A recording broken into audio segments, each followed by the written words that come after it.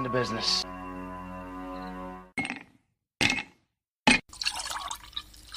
When he drinks, he thinks. That's the nectar of the gods, baby. Hello, everyone, and welcome to the Whiskey Musings Broadcast, the #1 liquid-fueled, liquid lubricated show on the interwebs. And I am your host, Rick. Hey, I have got to do a couple of shout-outs. I see some people in the chats. Tommy over on Facebook, thank you for joining. I do appreciate that. I see Salty Zipper. No, I'm not finishing that one. Bam, I see Bam's daughter Z. I see Outlaw Dogs 3 Chevy, Sarah 212. Of course, Buddy Weiser. Did I already call out 0% liberal over there? And in the Rumble chat as well, we've just got us a little bit of a party going on over there. All of you Whiskey Warrior P1s, thank you all for coming out. I do appreciate it. I have got a jam-packed show for you tonight. I also have a great question for whiskey. So if you have one of these wonderful things, you might want to bring it out because we're going to be talking a little bit about something that is contained within it. So anyway, I got a shot apparently in the chat here talking about my music, my prelude music, let's say, my countdown music. Couple of things. First of all, you need to understand that I have to be careful with copyrights. Every time somebody plays music that is copyrighted by a artist, okay, they need to be paid royalties. I unfortunately am not made of money, so unfortunately I'm not going to do that. However, there are some things like the music that I play, which is in the free realm, 3-verse. Your freedom. They release it with no royalties, no things attached, that kind of stuff. And so, so I go and I take a look at all of those and I try to find different things that are going on. There are some artists that do release things. Like, for an example, Trace Adkins, a little while ago, I played Trace Adkins' Arlington, and that one, he apparently has released it to allow people to play it on YouTube. But I do have to be cognizant of stuff like that. So therefore I found some music that I thought was pretty rocking. Most people like it. And so there we go. And that pretty much is about it as far as that goes. All right. I've got a jam-packed show for you tonight. There are a ton of articles in the description. I probably will not get to all of them. Just because, it's just so much going on. So there you go. But tonight I am drinking in the spirit of freedom and liberty. I am drinking 1776 bourbon, straight bourbon whiskey. This is a James and Pepper 100 proof. And of course, because I am drinking 1776, I must drink it out of the Lucky Shot USA. We the People. I don't know. It's kind of hard for you guys to see that, I'm sure. But We the People, Lucky Shot USA glass. And I've got it in there. So that is just fantastic. So, oh, I love my whiskey. Love my whiskey. All right. So, there you go. That's what I'm drinking. Okay. Now, before I get really going here, I do want to take a second to recognize that there is something huge happening in this on the West Coast, and it's coming down really, really fast. So I got to show you this really quickly here. So apparently Hillary moved herself out of D.C. or wherever the hell she lives in Arkansas or whatever, and she decided that she's going to bear down on California. Well, I mean, let's just face it. Hillary Clinton is that much of a blowhard, but this is Hurricane Hillary. So Hurricane Hillary is essentially bearing down on Baja California, which is the peninsula out in Mexico on the west side of Mexico, and is heading essentially right for places like San Diego, California, and so on and so forth. She's been downgraded actually from a Category 4 hurricane down to a 3 right now, and they anticipate that she's going to be downgraded to like a 2 and a 1. But this kind of a storm is not usual for this side of the United States. Most of the time, we don't get things like this. You know, this is usually what you see in the Atlantic, and you know, I mean, the Florida gets used to it. Even like the Texas coastline and that when it comes through the Gulf of Mexico, things like that.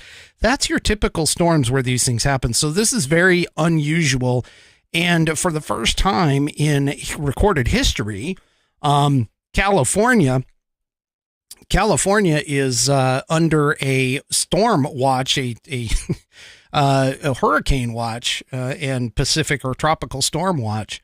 As you can see, they anticipate the path is going to go through, California, cross in through Nevada, and then kind of go up and around eastern Oregon, western Idaho, and eastern Washington as well.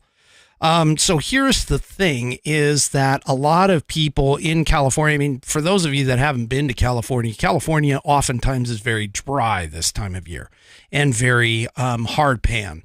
And so the biggest challenge that they're going to have is when the rain comes down, they have no idea where the water's going to go. There's going to be a lot of flash flooding and dangerous situations like that because the ground just doesn't soak up any of the water. So we need to make sure that we keep those people who are in California in our prayers. I know there are a couple of people that listen to the show, like Bam and Bam's daughter Z. You know, they live in California and they're prepping and that kind of stuff. So yeah, so just be aware that there are some things that in terms of weather related incidences that are happening. Just to give you an idea here, they are anticipating, if you look at this map, and I'm not sure if I can't. Wait a minute, maybe it'll largen. Let's see. Nope.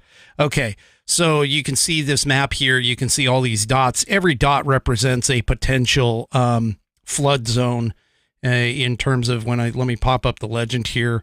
They've got, stream flow of high greater than the 90th percentile, between the 75th and 90th percentile. So in other words, they're going to be getting a lot of water, over this time. So, yeah.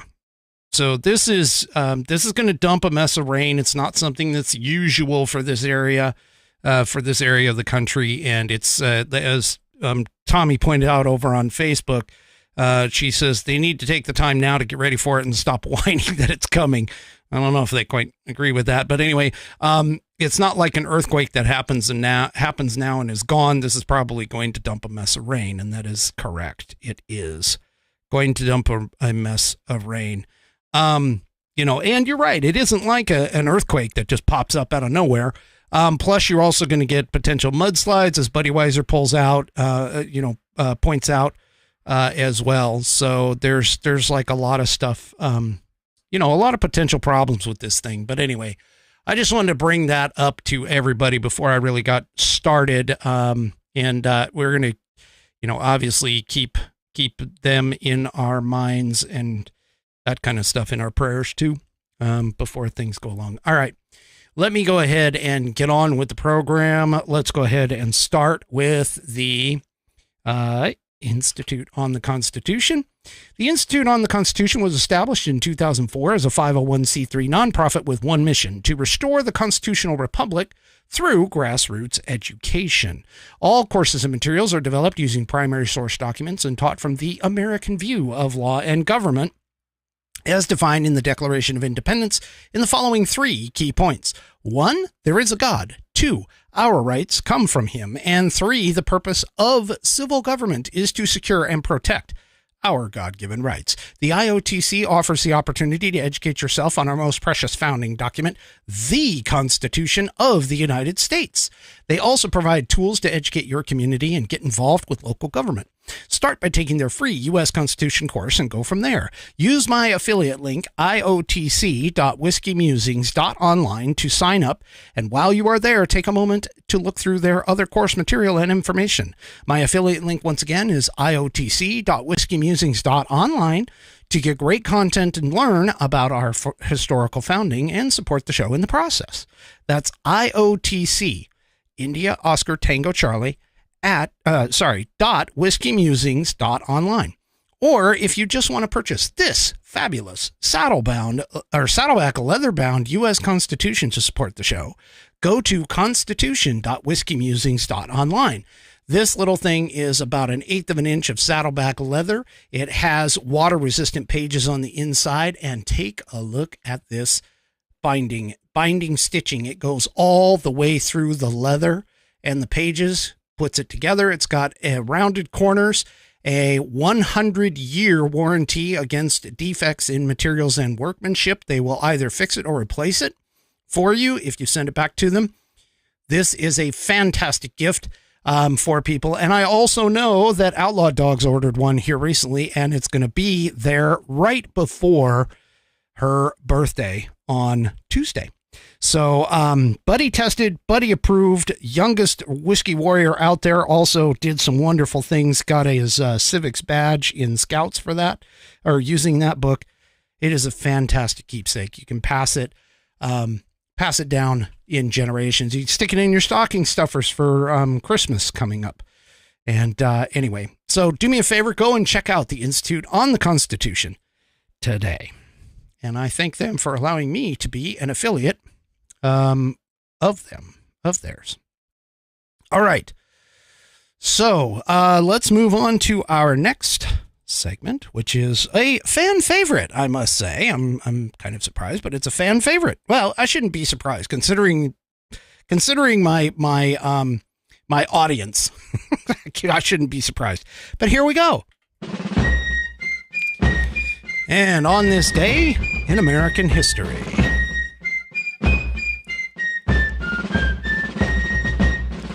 And of course, for On This Day in American History, we read from the American Patriot's Almanac, written by William J. Bennett and John T.E. Cribb. It is chock full of information about our founding.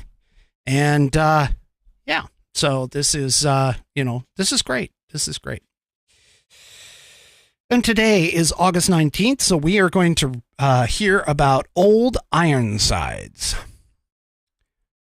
The world's oldest commissioned warship afloat is the USS Constitution, a sailing frigate launched in Boston in 1797. She was built from 2,000 trees with sturdy oak planks that measured up to 7 inches thick. Paul Revere forged the copper bolts that held the timbers in place and the copper sheathing that helped protect the hull. The Constitution was first put to sea in 1798 in July. To cruise the West Indies, protecting U.S. merchant ships from French privateers. In 1803, President Jefferson sent her to the Mediterranean to fight the Barbary pirates. The Constitution led an American squadron that chased the pirates and bombarded fortifications until the Barbary states agreed to stop preying on American merchant vessels. On August 19th, 1812, during the War of 1812, the Constitution met the British frigate GETTR, and within 20 minutes had turned it into a dismasted hulk. The British seamen watched in amazement as their cannonballs seemed to bounce harmlessly off the Constitution's tough hull. Her sides are made of iron, one sailor cried, and the nickname Old Ironsides was born. With every battle won, the ship's reputation spread. In 1830, a Boston newspaper reported inaccurately that the Navy had plans to scrap the aging ship. When poet Oliver Wendell Holmes learned of the report, he dashed off a verse titled Old Ironsides to warn his countrymen that the Eagle of the Sea was in peril. The public outcry helped convince the Navy to refurbish the vessel, and the poem cemented the public's affection for the ship. In 1941, the Navy placed the U.S. Constitution in permanent commission, now open to the public at the Charlestown Navy Yard in Boston. Millions have visited this proud old symbol of America's strength, courage, and liberty. And that is today's On This Day in American History. Now, the funny thing about that is I've actually visited and been on board the U.S. Constitution, or USS Constitution, while she sat in Boston. I think it was Boston Harbor. But I actually visited her when I was a young buck, and so I've been on there. I've been on her. Unfortunately, I did not sail on her because she was tied up on the dock. But they did have sometimes they do take her out and sail. But yeah, so there we go. Anyway, so there we go. Wonderful, wonderful old ship. I mean, beautiful ship, believe me. And it's a lot smaller than what you would think. Considering the warships that we have today, the USS Constitution is actually pretty damn small. But back in the day, that was the way they did things. And she is a great piece of American history. If you ever get a chance to go out to Boston and she's still there, go ahead and take a step and a foot on her, because you might, just get a good sense of what she has accomplished in her years. She's permanently commissioned, which is cool. So they keep her up and, polish her and paint her and make sure she's the shining star of our Navy fleet. Okay. So apparently, I guess when you're doing like nefarious things, out there on, public property for your own gain, that kind of stuff, you apparently need a pseudonym. And Joe Biden, if haven't been asleep, Joe Biden apparently has like 2 or 3, believe it or not. He actually has, oh goodness, I told you guys, I've told you guys multiple times. I've told everybody out there that, on this show, that when this story broke, that, and I even put a social media post out there. It was just it is just incredible to me that they in right before 2020 in October, when the story broke, that they suppressed it. I just cannot believe that they did that. But that's the mainstream media for you. But this story, I wrote in my social media post that this story is going to be bigger than Watergate. That this thing was just getting uncovered at the time, and it was bigger than Watergate. Well, it's definitely bigger than Watergate now. And we actually found out that Joe, believe it or not, has got 2 or 3 other pseudonyms. And now James Comer is demanding that the National Archives, this is coming from the Federalist, James Comer demands that the National Archives fork over any info on Biden's business pseudonyms.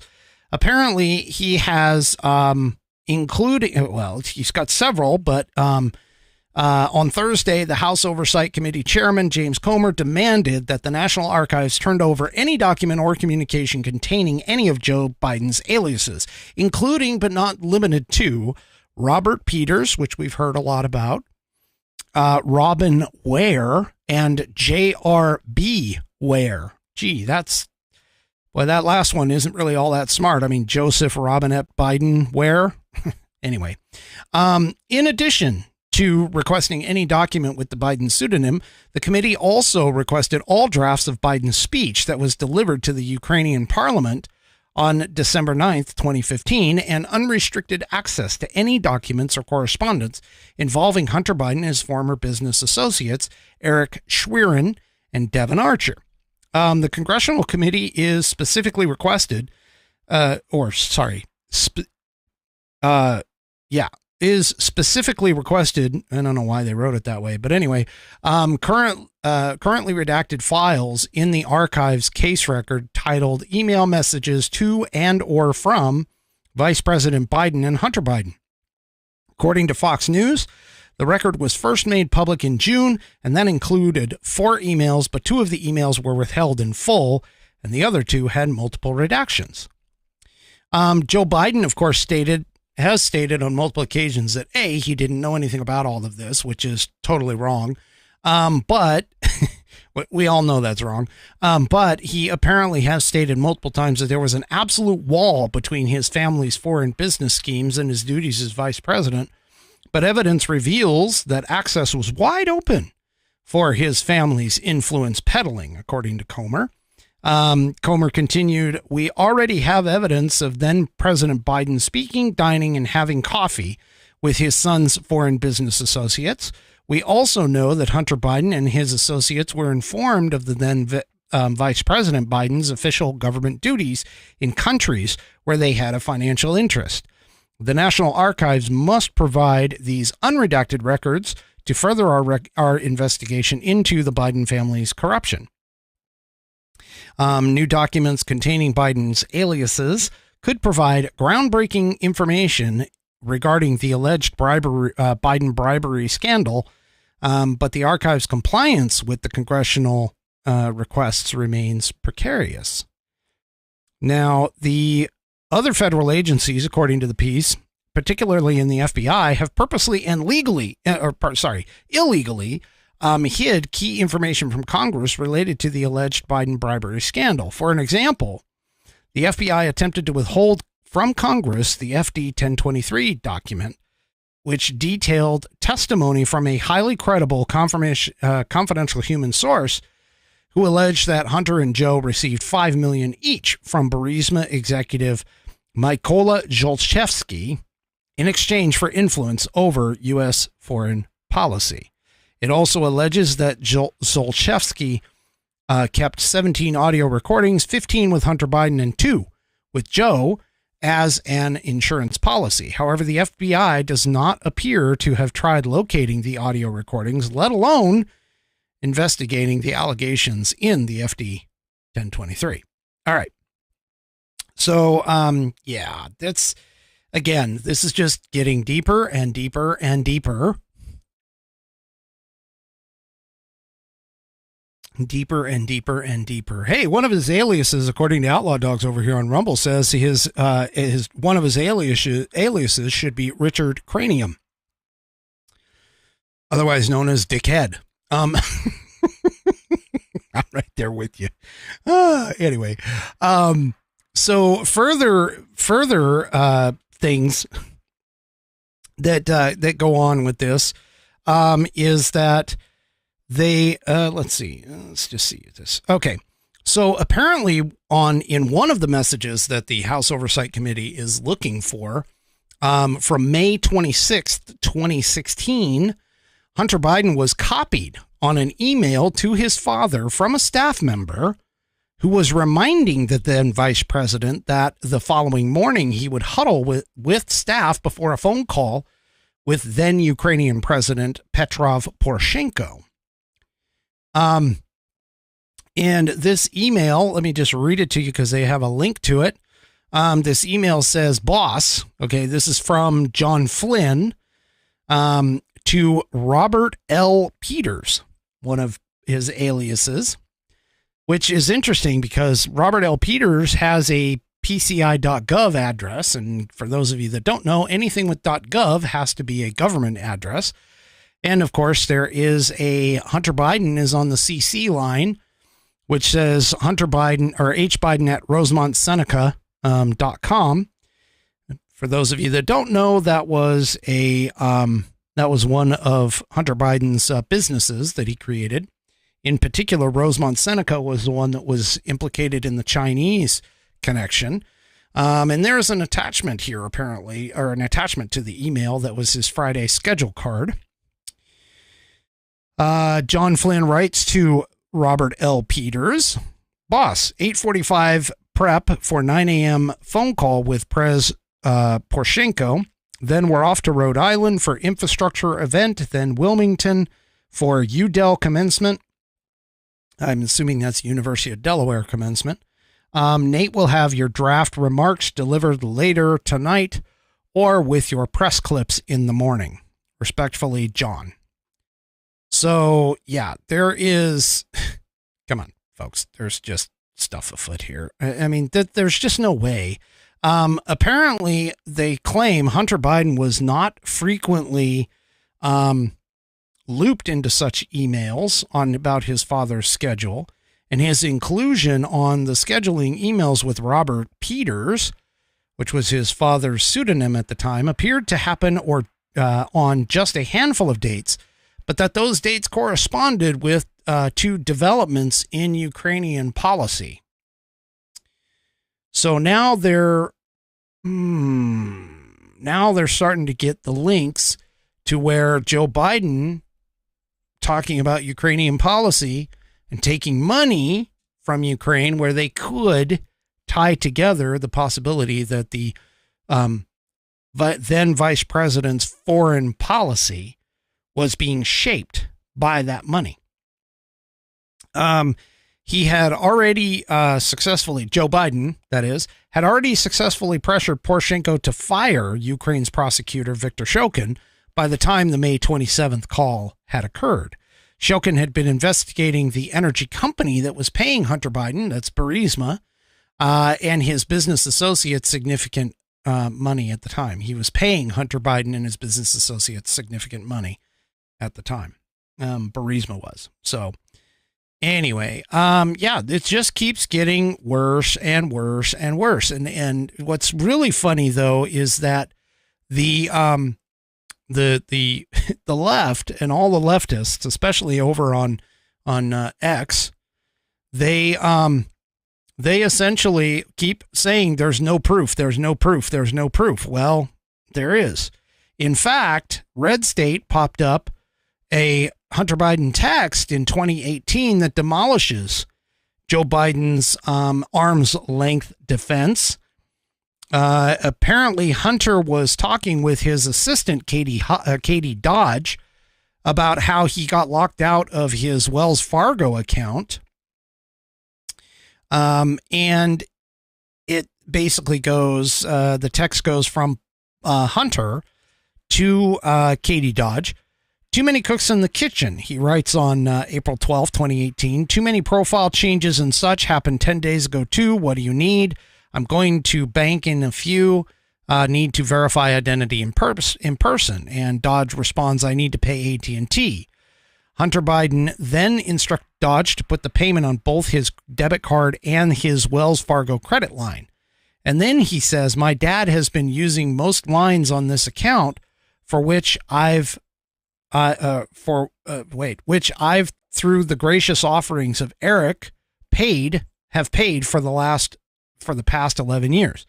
So, you know, that whole conversation about how Joe was separated from this, and how Hunter just did what Hunter was doing, and there was nothing, Joe didn't know anything about it. Joe was actually accessing, apparently, the accounts and taking the money that Hunter was receiving from this. The piece goes on here, this Red State piece goes on, it says, whoops, so if Hunter was getting money from the Chinese and the Russians and Joe was utilizing Hunter's money, that's not good, and that's evidence that isn't going to help him in an impeachment. And this is definitely setting off Republicans, and they have a statement here. You can go and read it. But Representative Tim Burchett from Tennessee says, this is no longer just about Hunter Biden. The president shared this bank account with him. More and more evidence just keeps hitting us in the mouth, And eventually there's got to be some justice. The American people are owed that much. Representative Paul Gosar says bank records don't lie. Follow the money. All transactions lead to the big guy and his money laundering shell games. Joe Biden should be impeached. Then Representative Clay Higgins, a Republican from Louisiana, says there's more, much, much more. Joe Biden is most certainly a heavily compromised career politician. Republicans on the Oversight Committee are revealing the depths of his corruption, and everyone close to him will be burned by the inferno of his crash. Now, apparently, all of this talk is kind of bothering President Biden, which is amazing. But here on Fox News, CNN's David Axelrod, says that the Hunter Biden saga extending into 2024 is not welcome news. And the headline on the Fox News says President Biden is very obsessed with the coverage of Hunter, but aides afraid to bring him up in meetings, according to a report. CNN's John Avalon said Thursday that President Biden was very obsessed with the coverage of his son Hunter, and his allies don't want to bring it up because it would derail a conversation. Avalon said that Republicans have had a difficult time demonizing Joe Biden and said doing it with Hunter creates some sense of moral equivalence with the Trump family's challenges. Okay, he's a complete idiot. There's no moral equivalence here. None whatsoever. Anyway, let's see. Avalon says there's deep reluctance, as this reporting shows, to raise this with President Biden because he has stuck by his sole surviving son, and he will. In private also, I've heard reports that he's very obsessed with the negative coverage of Hunter. He's concerned about it. It's an irritant, and that's understandable. But not one that a lot allies around him want to raise it because it will derail a conversation. So seriously, I mean, okay, Republicans, keep going at him with this. Okay, just keep going at him, because this honestly should have really been the talk of the 2020 election, was this entire thing. It really should have. And the mainstream media went and covered it up. And not only that, but so did the social media outlets. They did it at the behest of the campaign. And apparently Breitbart also reported on the report of him, of Hunter and Joe getting upset. Apparently Joe Biden ignores most of his aides when they have ideas about how to handle the Hunter Biden's legal position. So anyway, it's just, yeah. I mean, this is just getting closer and closer. And of course, Joe Biden, you've seen Biden get pissed. I mean, we've seen him get mad on the podium whenever somebody comes after him. And reportedly, Joe Biden told one of his aides, hands off my family. This is the reality of their family ethos, according to one person who is close to the president allegedly said. So obviously, Joe is very, very sensitive about this. Very sensitive. So yeah, anyway. Okay. So, of course, this month puts a big X on the passing of the anniversary of us departing Afghanistan.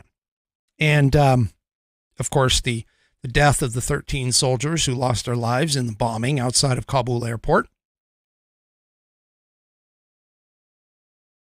In the attempted extraction of American citizens and things like that. But a new report, let me show you this. This is from Town Hall. A new report allegedly shows that Pentagon officials lied in their testimony on the Afghanistan withdrawal. Wow. Why is this not a surprise? Anyway, from the piece, in the wake of the disastrous Afghanistan withdrawal, President Joe Biden attempted to deflect blame away from his administration, claiming he was forced to withdraw from the country because of the Doha Agreement, which was former President Donald Trump's deal with the Taliban. But a new report shows that the Taliban violated every aspect of the Doha Agreement and invalidated it, meaning that Biden was not, therefore, obligated to adhere to it and withdraw from Afghanistan.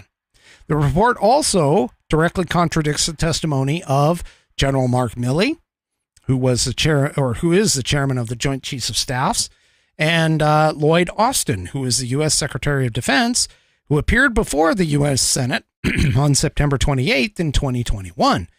Milley and Austin both testified that the Taliban never attacked U.S. forces in the time between the signing of the Doha Agreement and evacuating Kabul, meaning that they did not violate that element of the Doha Agreement. Milley stated that the Taliban broke almost every requirement of the Doha Agreement, but that one requirement was met, which was the most important one, and it was do not attack us or the coalition forces, and they did not. Similarly, Austin testified that the only thing they lived up to was that they did not attack us. There is a new book out, apparently, and it's that testimony is flatly refuted. It's authored by Jerry Dunleavy and James Hansen. It was published on August 15th, the 2-year anniversary of the Taliban takeover, and the title of it is Kabul, The Untold Story of Biden's Fiasco and the American Warriors Who Fought to the End.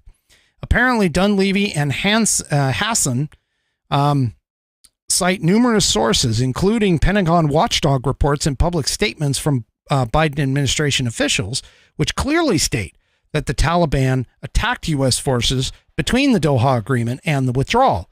For example, this is one of them. The lead inspector general's report to Congress stated that the Taliban conducted limited attacks on coalition bases and that the Taliban fired rockets at an airport in Khost where U.S. troops were based. U.S. forces responded by conducting clearing operations in the vicinity. The lead IG report also stated on April 7th, the Taliban launched another rocket attack, this time against Kandahar Air Base, where several hundred U.S. troops were still based. Dunleavy and Hassan also cite the Exhibit 174 of the Pentagon's after-action Abbey Gate report, which shows that the Taliban conducted indirect fire attack on Bagram on June 28th. So in other words, what this report is essentially saying, or what this book is essentially saying, is that the Taliban broke their own agreement. And so therefore, Biden actually had no reason to pull out at all. And so, yeah. And not only it's those two, but also Blinken. Apparently, according to this Just the News piece, Blinken also admitted key docs related to the Afghan withdrawal in response to the House Foreign Affairs chair. Though the State Department provided about 300 documents to the House Foreign Affairs Committee, it did not include 8 potentially critical documents that Chairman McCall requested in his August 9th letter to Secretary Blinken. According to the piece here, Secretary of State Anthony Blinken admitted 8 key documents related to the Afghanistan withdrawal in response to a request from House Foreign Affairs Committee Chair Michael McCall.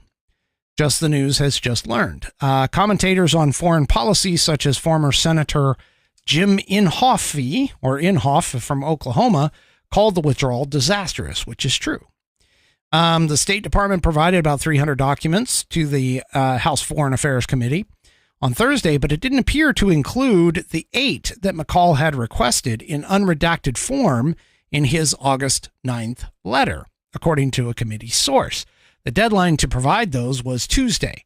The requested documents included several memos from the Assistant Secretary for Diplomatic Security, Todd Brown, that McCall said are identified in the Afghanistan After Action Review, the McCall said, quote, the AAR files, which is the after action review files, are necessary to inform the committee's consideration of potential legislation aimed at helping to prevent the catastrophic mistakes of the withdrawal from happening again, McCall said in a statement on August 10th.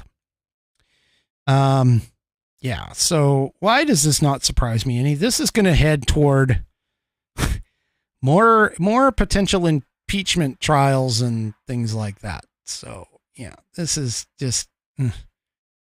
yeah, this is just horrible. I mean, it's sad. It really is sad that we lost 13 lives, and they need to account for this. These people need to account for all of this. So anyway, yeah, this is just horrible. All right. Let me take a break here for just a second. And,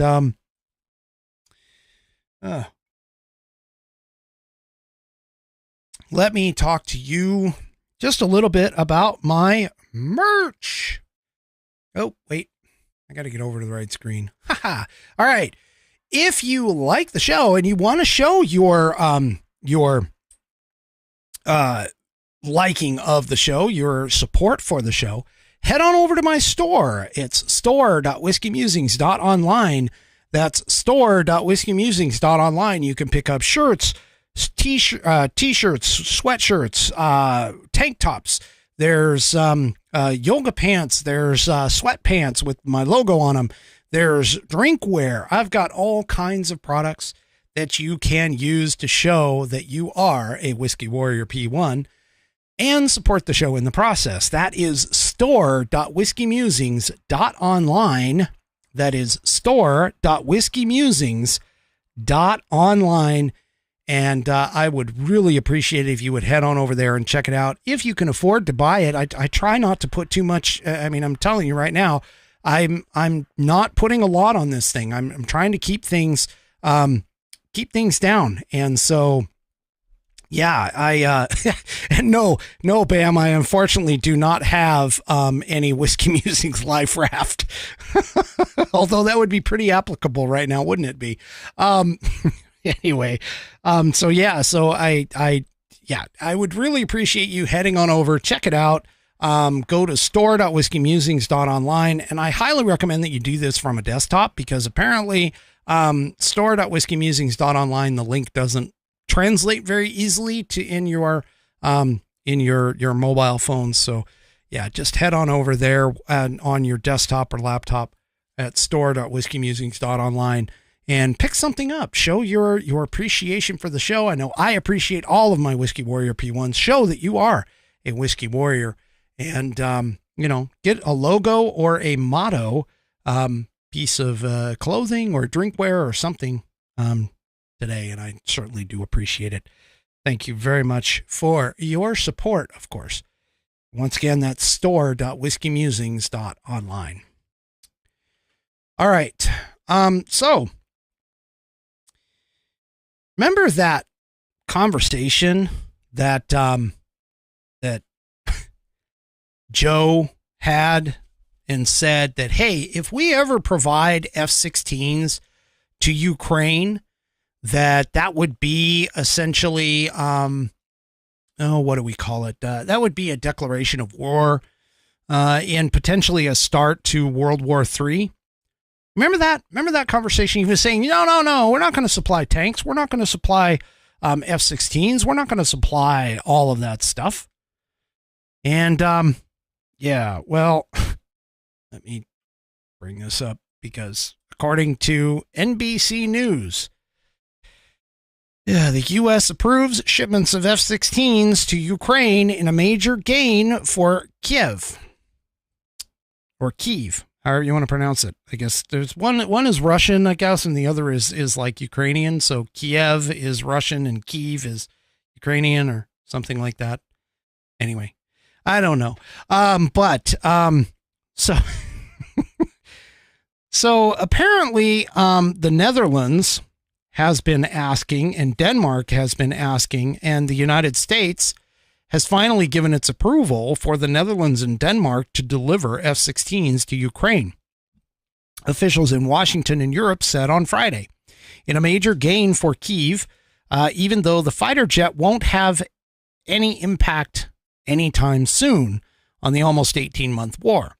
An administration official and Defense Department official told NBC News the U.S. will expedite approval for the transfer requests because F-16 fighter jets are manufactured in the U.S. The U.S. has to grant approval for other countries transferring their F-16s to third-party countries. Speaking to reporters at Camp David on Friday, National Security Advisor Jake Sullivan said that President Joe Biden at the G7 meeting in Hiroshima had promised to back an effort to train Ukrainian pilots on the F-16 aircraft, and the administration is now ready to follow through and give a green light to Denmark and Netherlands to transfer the fighter jets to Ukraine once the Ukrainian pilots are trained. President Biden indicated both to his colleagues and his allies to the world that he would support an effort to train Ukrainian pilots on F-16s. Antony Blinken said, what we did this week is formalized through a letter from, who talked about this? I'm guessing that this is still Jake Sullivan. Jake Sullivan said, I got lost there for a second. Jake Sullivan said that what we did this week is formalized through a letter from Secretary of State Antony Blinken to his counterparts in Europe that upon the completion of that training, the United States would be prepared, in consultation with Congress, to approve third-party transfer of F-16 aircraft to Ukraine. It was not immediately clear whether the first F-16s might enter the conflict, but Ukrainian pilots will first have to undertake at least 6 months training on the aircraft, according to officials. Ukraine has long pleaded for the sophisticated fighter to give it a combat edge. It recently launched a long-anticipated counteroffensive against the Kremlin forces without air cover, placing its troops at the mercy of Russian aviation and artillery. So we're providing them with planes now and training to fly them. It was great. Oh, speaking of war efforts and wartime potential situations, check this out. In USNI News, Russian and Chinese warships in the East China Sea after they have sailed near Alaska. The Joint Russian Navy, People's Liberation Navy, which is the flotilla that sailed near Alaska and the Aleutian Islands in early August, is now operating in the East China Sea, according to a Thursday Japan Ministry of Defense release. The flotilla has been sailing together since July 27th, when it departed from Vladivostok, Russia. At the time, it consisted of 10 ships, Russian Navy destroyers, corvettes, and they named some of the ships. I'm not going to go through them because I'm probably going to screw them up. Fleet tankers, and Chinese destroyers. When the flotilla sailed near Alaska, it had 11 ships, according to a joint statement by Senators Lisa Murkowski from Alaska and Dan Sullivan, also from Alaska. However, no details were disclosed in the identity of the ships. The 11th ship, identified as a Dongdao class surveillance ship. Oh, great. Here we go again. We've got a surveillance ship coming up close to the American shore. Anyway. Yeah. Apparently that surveillance ship is still with the flotilla, according to the Japanese military defense. So here we go, folks. We've got some more problems. Some tensions are rising here, and it's not just ships either. I mean, I've talked about on this program, I've talked about the Chinese Navy and everything else, but it's not just that, because China is also building up, according to 1945, in 1945 article, China is building a massive fleet of J-20 stealth fighters. Chinese Chengdu Aircraft Corporation has now produced between 200 and 250 of the J-20 Mighty Dragon stealth fighters. Given that most of these airframes rolled off the line in the past year or two, this shows a significant increase in production capability since the J-20 took its maiden flight in 2011. It's only the fifth generation fighter ever designed. So it's a fifth generation fighter. It's the fourth one in the world. It is the first highly advanced aircraft developed entirely in China, making it a landmark achievement for that country's aerospace and defense industry.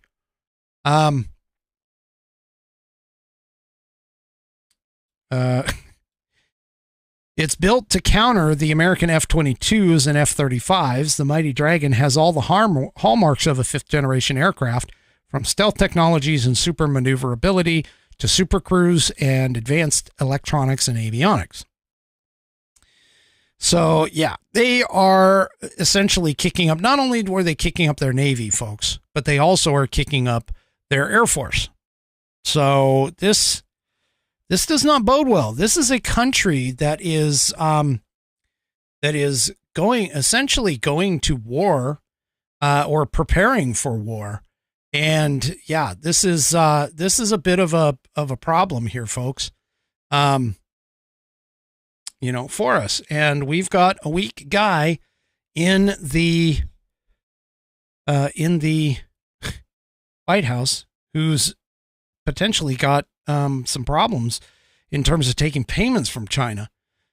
Speaking of that, the Washington Examiner pulled this one out. Russia and China stage a show of force against Japan as Biden holds the Camp David summit. We already talked about him being at Camp David. And Japanese fighter pilots apparently scrambled to cope with a suspected invasion or intrusion into Japan's airspace, according to defense officials, amid a joint military patrol by China and Russia. The Japanese JSDF continues to respond to protect our territory and peace for the people of Japan 24/7. The Japanese Joint Staff said on Friday on social media. The incident occurred Thursday as Japanese Prime Minister Fumio Kishida was scheduled to arrive in Washington, D.C. for a historic summit with President Joe Biden and South Korean President Yoon Suk Yeol, the two key U.S. allies long divided by the acrimonious legacy of the Second World War. Beijing defended the drills as a customary practice, even while objecting to the trilateral summit. And folks, I mean, let's just face it, the Russians and the Chinese working together is this is not good. This is definitely not good at all. And in fact, they've even escalated. According to the Epoch Times, China's military maneuvers escalate near Taiwan after Taiwan's VP did a U.S. trip. Beijing said its military drills around Taiwan serve as a stern warning to those advocating for independence. A total of 42 Chinese warplanes and 8 naval vessels were spotted around Taiwan on August 19th, just a day after Taiwanese Vice President William La-Ching Te returned home from a sensitive trip to the United States. Now, William is also in the running for president in 2024 of Taiwan. And the Taiwan's defense ministry detected 42 PLA aircraft, of which 26 crossed the median line of the Taiwan Strait, prompting Taiwan's military to deploy aircraft, naval vessels, and land-based missile systems in response. China's military said it had launched joint air-sea patrols and Navy and Air Force military exercises around Taiwan as a stern warning to the collusion of Taiwan independence separatists with foreign elements and their provocations. Shi Yi, A spokesperson for the Liberation Army's Eastern Theater Command said the drills will test the armed forces' ability to fight in real combat conditions, state-run Xinhua News Agency reported. Folks, we're getting closer and closer to World War III. Whether it comes in the form of Europe, but just looking at some of these coalitions between China and Russia, and of course the pushing in Taiwan. And I've talked to you guys about this a lot. I've already talked to you about the strategic significance that Taiwan has for not only America, but the entire world. Okay. Yeah, it's just incredibly naive for anyone to think that Joe Biden is getting close to this. Yeah, this is just bad. This is just bad.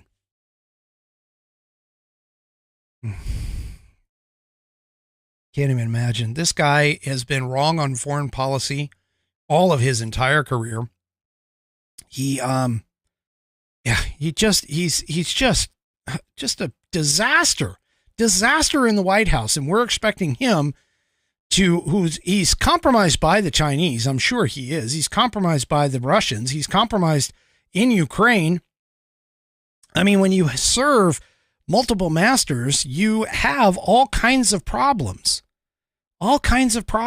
And this is it's just a disaster. It's a mess. We got to get him out. I'm sorry, but we got to get him out of office. We really do. We just got to get him out.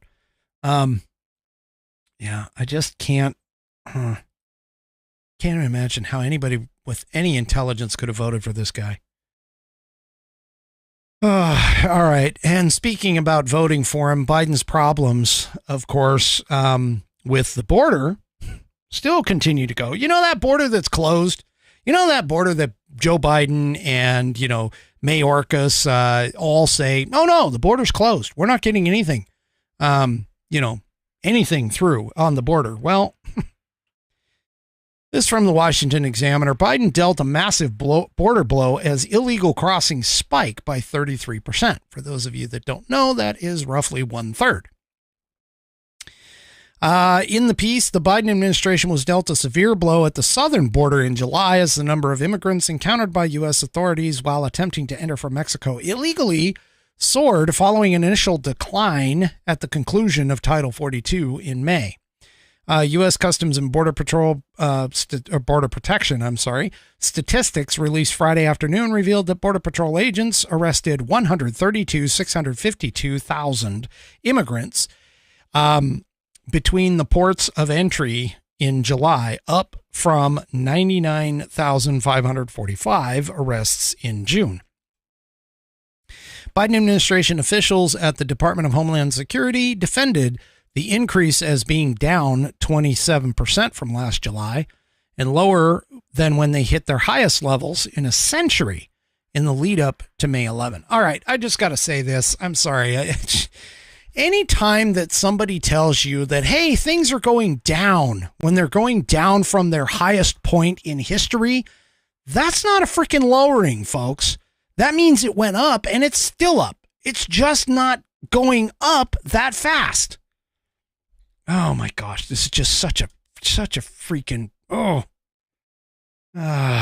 anyway. Yeah, I can't do this, people. People who sit here and believe this guy, every time he says, yes, everything is down. Well, it's down from from record highs. Inflation, the deficit, all of this stuff. This is just, it's just horrible. Just horrible. Speaking of Biden, or speaking of border and border problems, apparently here in the National Pulse, doctors are warning that migrants are bringing tuberculosis, hepatitis, measles, and syphilis over the border.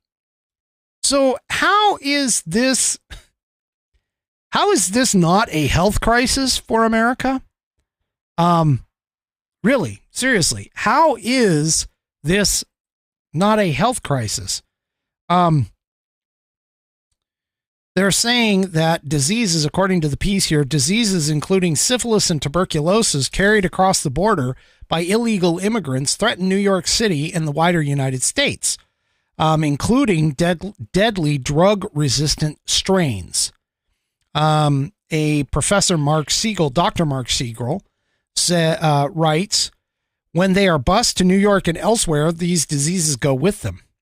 One physician working at Texas border told Dr. Siegel that migrants were increasing the prevalence of tuberculosis resistant to antibiotics, aka the super TB, while other medics are warned of migrants potentially causing a measles epidemic.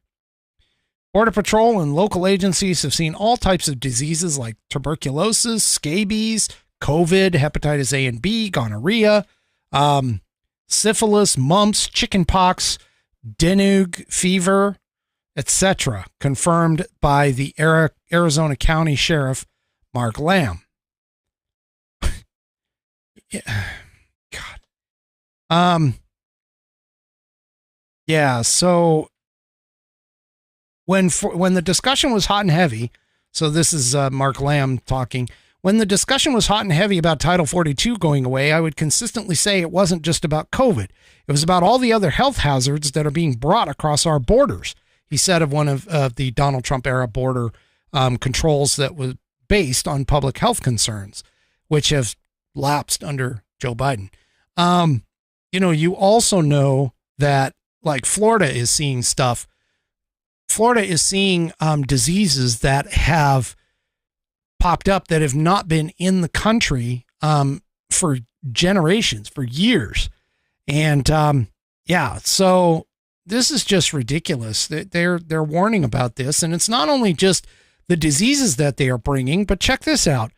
According to the Post-Millennial, an illegal immigrant that was wanted for a Brazilian massacre of 11 was arrested in New Hampshire. Antonio Jose de Abreu Vidal Fijio, who is a 29-year-old former Brazilian military officer, was arrested and taken into custody on Monday.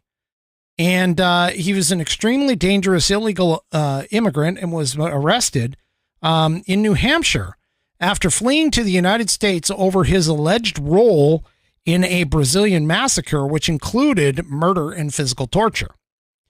Let's see. He escaped to the U.S. in 2019 and had been listed as a fugitive on the Interpol's Red Notice, which is an international wanted notice that provides information about a suspect that has been charged or convicted of serious crimes, according to the Boston Herald. In June, a board of Brazilian judges in the city of Fortaleza, I can't pronounce it.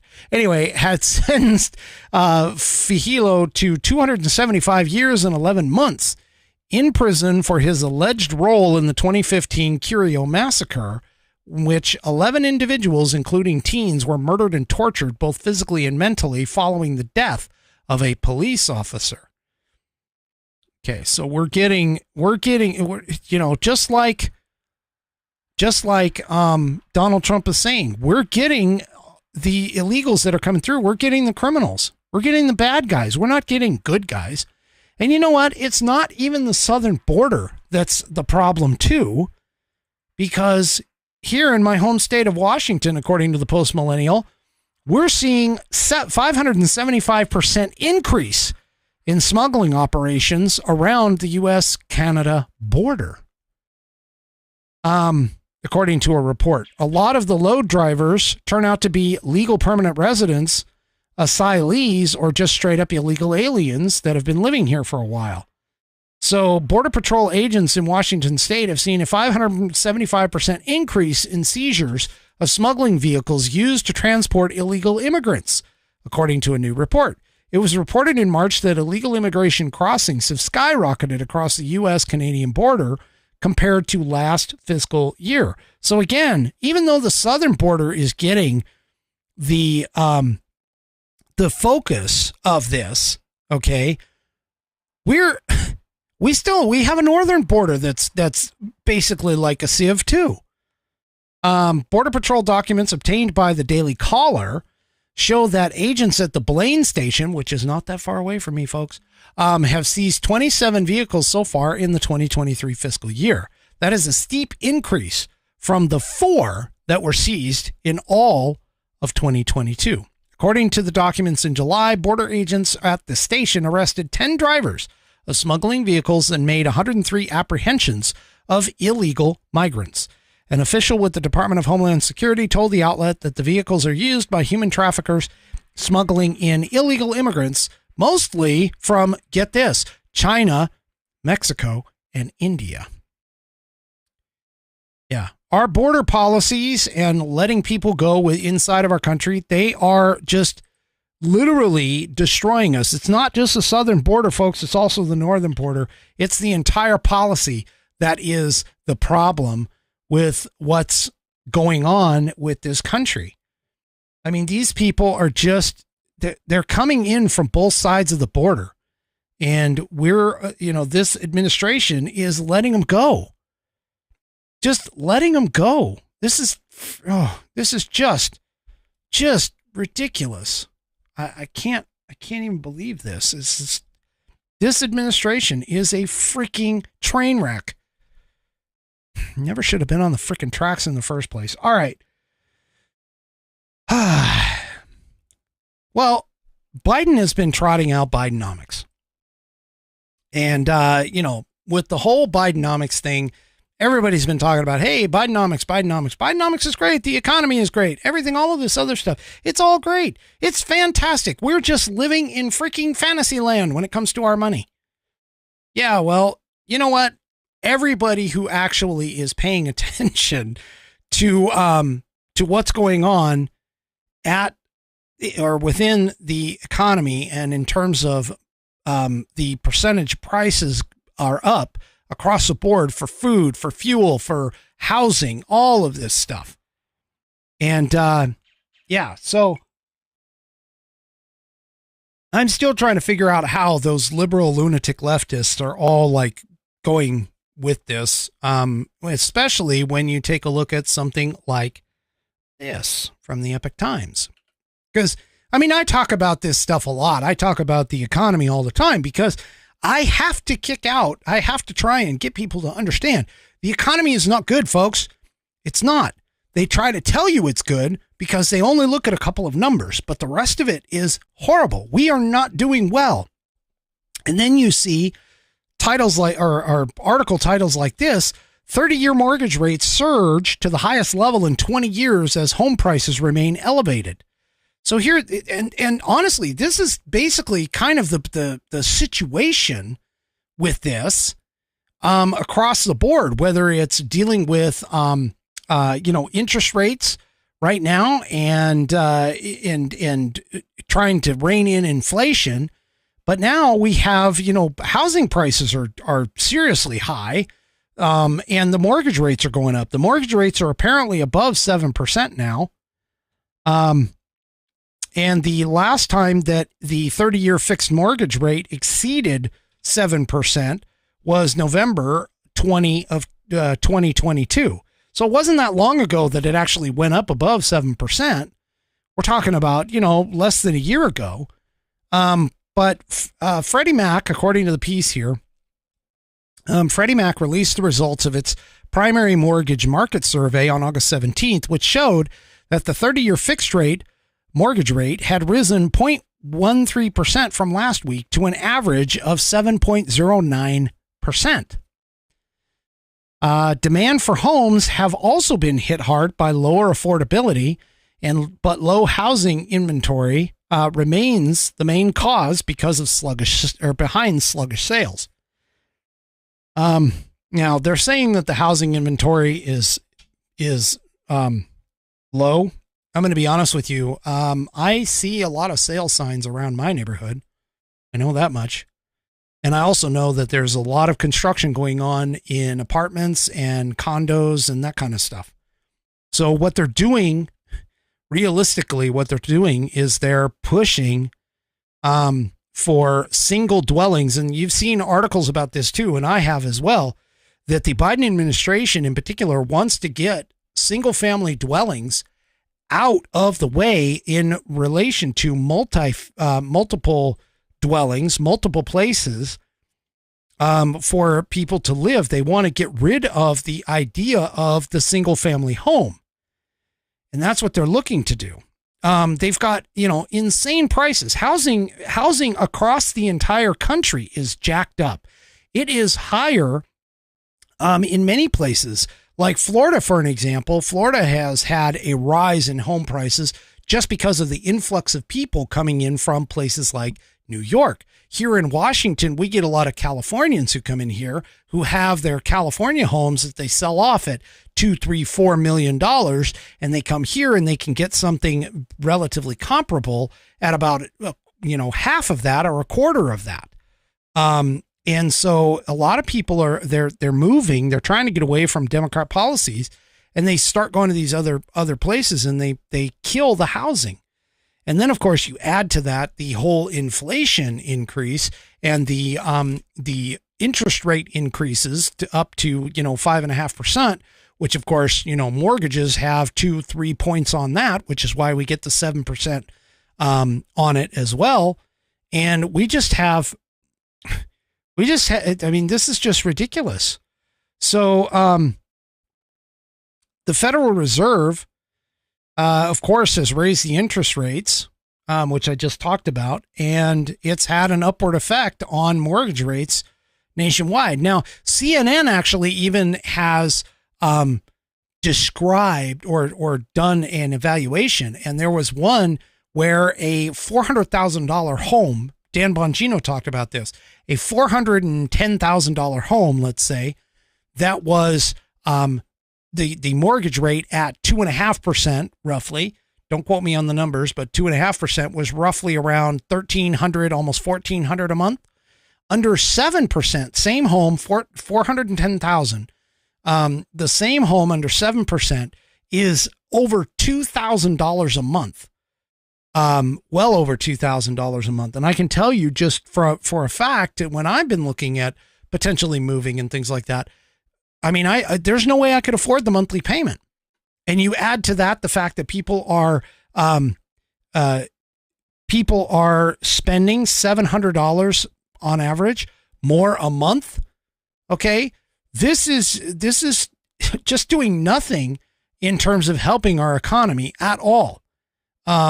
It's killing it. And that's the thing, is that these people who are sitting here talking about, oh, the unemployment rate is low, or, oh, the interest, or the inflation rate has dropped to 3%. Like I've told you guys in the past, okay, when it was at 9%, the hill was like this. The increase was sharp. Then it went down and down and down. But guess what? We're still at 3%. It's still going up. It's just going up longer, and it's going up slower, but it's still increasing. This is not a thing for these people to celebrate. They shouldn't be celebrating this. They should be trying to get us back to the 1.8% or whatever it was before Joe Biden took office. I mean, this is just amazing. It's just amazing. S. Jones Jacks over on YouTube says, looked at some houses today. Oh, I got to find it again. Looked at some houses today. Insane prices. They are asking more than a year ago, yet interest rates are also so much higher. That's right. That is correct. S. Jones Jacks over on Rumble. And then, of course, he also points out, S. Jones Jacks also points out, unemployment is not a good number to look at. Have to look at labor force participation rate. Currently, the labor force participation rate is below 1978 levels. It's funny. I've actually been using labor force participation rate and pushing it out on the social media outlets like the Twitterverse and so on and so forth. And I had this one person, I can't remember their name, but I had this one person going, oh, well, that's not a good indication, blah, blah, blah. Yeah, actually it is. The labor force participation rate tells you anyone who is of working age, meaning someone who is over the age of, I believe it was 20, it could be 18, and whether or not they are looking for or actively employed in full-time employment. The problem is that we have a bunch of part-time employment that is opened up. It's not full-time employment. And so what ends up happening is people are participating by working 2 part-time jobs. Well, what happens when you work a part-time job? You don't get any other benefits. All you do is make money. That's it. You don't get things like the health care benefits or any of that other stuff because you're only working part-time. This is, I mean, we are not in a good position, regardless of whether the unemployment rate is at record low levels like Biden keeps touting. We are not in a good position. And what we need to do is we need to get rid of Joe Biden. We need to get him out. We need to get the Democrats out. These people are completely nuts if they want to keep this up. Yeah. So this other article in Town Hall here. I'll leave it. There's a few other articles that I haven't gotten to, but I've got a fairly long explanation for the question of the week, or questions for whiskey, I should say, not question of the week, but questions for whiskey, here in just a minute. But let me just take a quick look at and see if there's anything. Oh, here's something that's really, really freaking cool. I thought this was awesome. And that's why I put it in the show notes, but check this out.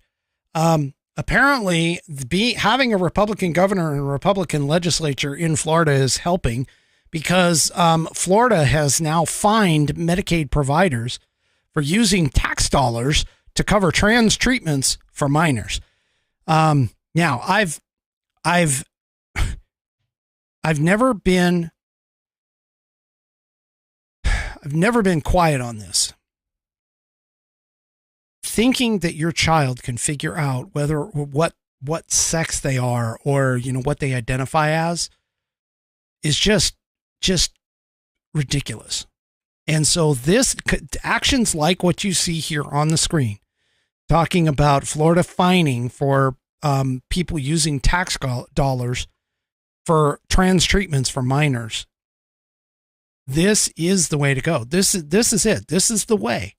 This is one state that is actually doing this, and is doing it really well. So I applaud Florida. This is great. This is incredible. And, yeah, so I'm not even going to go through and read the report, but this is cool. I mean, this is really good. This is what it should be. Look, once you hit 18, okay, and you want to do that stuff and you can pay for it yourself or you figure it out, more power to you. Go ahead. You're an adult. You can make your own decisions. But doing this to kids, that's no bueno. No, I don't want people to do it. All right. Before I get into questions for whiskey, let me just talk to you a little bit about TGRN. So coming up here, first of all, True Grit Roots Network. This is my digital radio station. I am part owner in it. We have a launch coming up. September 5th will be the launch where the station will go from the mix of music that we are playing right now over to a 100% blues format. So a 100% blues format. It is the first formalized channel of the network. So keep in mind with True Grit Roots Network in terms of this is our network. So we're going to have a network of channels, okay, that are all combined under one umbrella. And so True Grit Roots Network Blues, TGRN Blues, is the first launch. And we also have, as I told you on Wednesday, we also are prepping to launch True Grit Roots Network Talk in the early November timeframe. Fall of 2023 is what we're targeting. We've got a great lineup on the Blues Network. There's 10 great blues artists, people who have been in and out of the blues scene for years. And we also have in the talk side, we've got some great conservative formats that are coming in. We've got some Spitfire folks. I'm actually going to try and get a hold of some of these people and have them as we get closer to the launch of True Grit Roots Network Talk. I'm going to have them here on the Whiskey Musings broadcast, give them a little bit of an interview, give them a spot, and let you folks see the kinds of content that we are going to bring to True Grit Roots Network Talk. And that is going to be coming up. I'm going to hopefully get a few of these new faces, new to me anyway, new faces and new stuff here onto the Whiskey Musings broadcast, so you guys can make your decision on whether or not to follow us and listen to True Grit Roots Network Talk channel. We also launched our True Grit Roots Network Talk public page over on Facebook. So do me a favor, search that up. I know a couple of my followers have already done so, and actually followed the entire True Grit Roots Network page as well. So head on over there if you have an account on Facebook. I know some of you are banned, I get it, but we're going to try and expand. We're going to try and get some other stuff. We got some great stuff going on with the network coming up here in the next few months. So I will keep them going. So anyway, all right. So let's get on to let me make sure I'm on the right one to do this. Wait, it's this one. Hold on. Let's go ahead and get to questions for whiskey. Nope, I was on the wrong page. Hold on.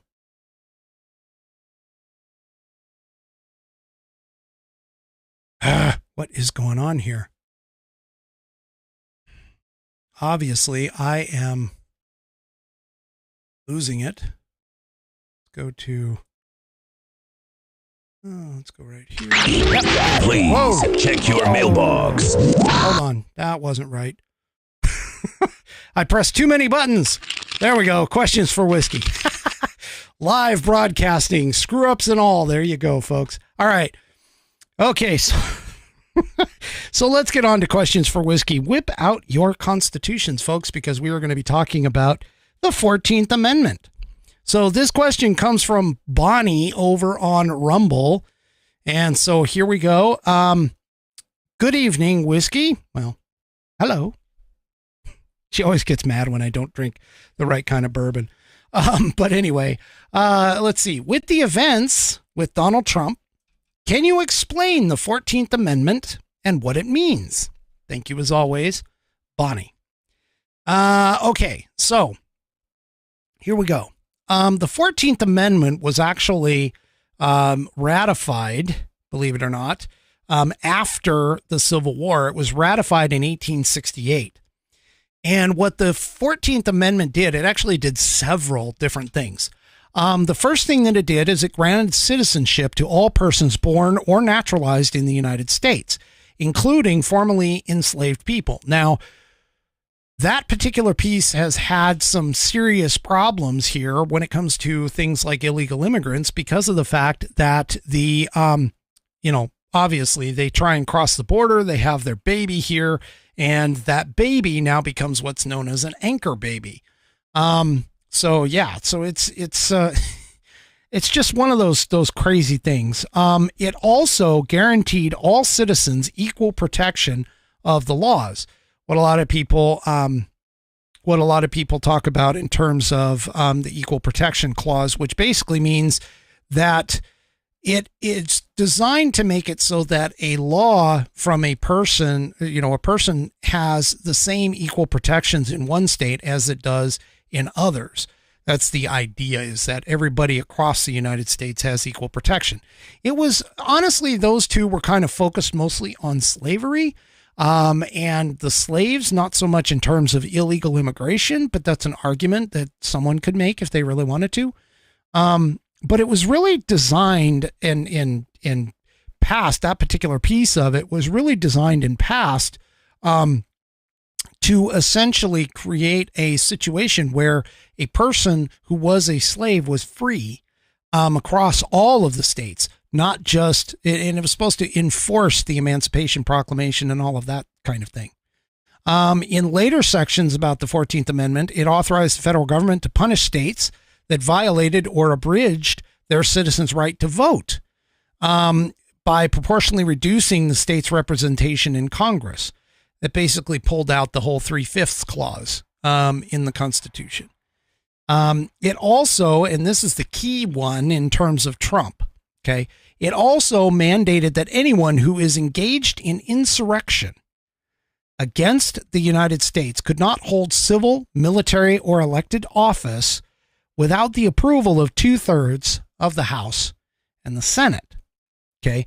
Now, this is the key that everybody has been focused on with Donald Trump because of the fact that the quote or the piece that's the part that is applicable in the 14th Amendment, and I got to bring it up here. I've got to look for it here. Hold on. That's okay. So the particular piece in the 14th Amendment is talking about, So it's in section 2, and it's a little bit farther down, and it kind of goes, so on and so forth. It kind of goes down, and then it says, except for participation in rebellion or other crime, the basis of representation therein shall be reduced to the proportion of the number of male citizens, so on and so forth. Let me go. Wait a minute. It's section 3. That's the key. Not section 2. Section 3. My bad.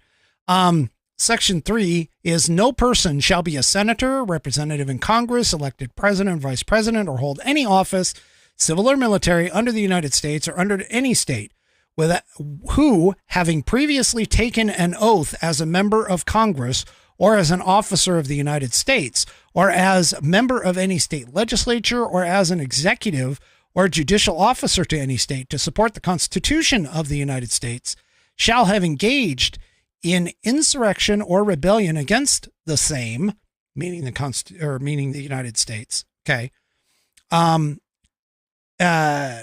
or given aid or comfort to enemies thereof. And that's the part that they are pushing on. You're right. I'm sorry, S. Jones Jackson. It is section 3.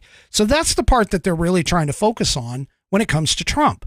They are trying to prevent him from running for office with the idea that the 14th Amendment, because if they can prove that Donald Trump either was a part of rebellion or insurrection, or gave aid and comfort to people who did do rebellion, insurrection, they are attempting to block him from being in office because he previously, and that's the key, you have to have been previously and an officer who have taken an oath. So for an example, if I, being a former military personnel who had taken an oath of office, which I did when I enlisted, I swore to protect and defend against the Constitution of the United States against all enemies, foreign and domestic. If I were to have gone to the Capitol and been charged with insurrection or sedition in this case, and I had gone to the Capitol and been charged with that and convicted of it, I would not be able to run for office at any other point in my lifetime, unless Congress, 2/3 of both houses, had decided to take it away from me. And this is what they are trying to do. They are attempting to prove that Donald Trump, in particular, tried to overthrow the election because, and this is what's happening in Georgia and in the DC thing. They are trying to prove that Donald Trump did either one of those two because they want to prevent Donald from running for office again. If they can get him on insurrection or giving aid and comfort to people who have done this, then they can prevent him from becoming president again. And so, yeah, that's part of what they're looking for. They're really, really looking to try and get him on it. Now, what's really funny, though, is the fact that a majority of the January 6th defendants, none of them were ever charged with sedition. None of them were ever charged with insurrection. And that's the majority. There are a couple, like the Proud Boys leader, who has been charged, that kind of thing. And so there are a couple people, and if they can tie Donald Trump to them, okay, if they can tie Donald Trump to it and tie to the fact that he tried to help them in any way, shape, or form, then they could potentially make an argument that the 14th Amendment is in play and he can no longer run for president. And that's the key. Okay. The 14th Amendment, just in general, by the way, has another thing where it talks about upholding the national debt, but exempted any federal and state governments from paying any debts incurred by the former Confederate states. And that was something, as you remember, they were talking about how when we were getting close to that debt ceiling kind of thing, okay, when they were getting close to the debt ceiling and the Republicans in the House were trying to hold it up, they were talking about Joe invoking the 14th Amendment in order to make sure that we pay the bills. Well, again, you've got to understand, and you've got to take this in context. And this is part of the problem, is that this in context was in reference to people of a part of the South. So essentially what the 14th Amendment was intended to do was prevent someone who had participated in the Confederate break-off in the Civil War from running for and holding office. That was the intent of the 14th Amendment. But now that it's part of the Constitution, it can be used in many ways to try and keep Donald Trump from out of office. And so, yeah, it's really, really important. It's really, really important, folks, that we pay attention to who we're voting for, because you just can't vote for just anybody to get into those offices. There are a lot of nuances that deal with our government that, things like, again, Congress, like in this particular case, 2/3 of both houses, meaning 2/3 of the House and 2/3 of the Senate, could overturn Donald Trump's situation and have him be able to run for president again. But it's not, it's not gonna, it's definitely not gonna happen in the near future. But if he ends up getting prevented this round, you could potentially see him back again in 2028 as a possibility if they were able to put the 14th Amendment on there and we could get 2/3 of the people in the House and the Senate to go ahead and approve this. All right. So that is the question for Whiskey tonight. And hopefully, Bonnie, I answered your question as far as that goes. So that is my final Whiskey Musings thought of the evening. Do me a favor. If you haven't already, head on over to Rumble, sign up for an account. Once you're there and you've signed in, follow the Whiskey Musings Broadcast channel so you can get notified every time I go live on Wednesday nights at 8 p.m. Eastern and Saturday nights at 9 p.m. Eastern. And you can catch me on other stations as well. I do stream to Facebook. I stream to YouTube. I stream to Twitter. And by the way, just so you guys know, I tried to open up the Rumble because Rumble is different than the rest of them. Rumble, I can actually open up the channel a little early so you can hop in and start talking and you can start talking and chatting with your fellow Whiskey Warrior P1s over there once I open the Rumble channel. That's what's cool about Rumble, and that's why I support them. Okay, we will see you next time on Wednesday, right here on the Whiskey Musings Broadcast. Have a great weekend. Be safe in California, folks. I hope you don't get washed out by Hillary. She's loud and she's proud and she's going to dump a bunch of rain on you. But anyway, we'll see you Wednesday on the Whiskey Musings Broadcast. Good night, everybody. The Whiskey Musings Broadcast is produced by Active Eye Media, LLC. All rights reserved.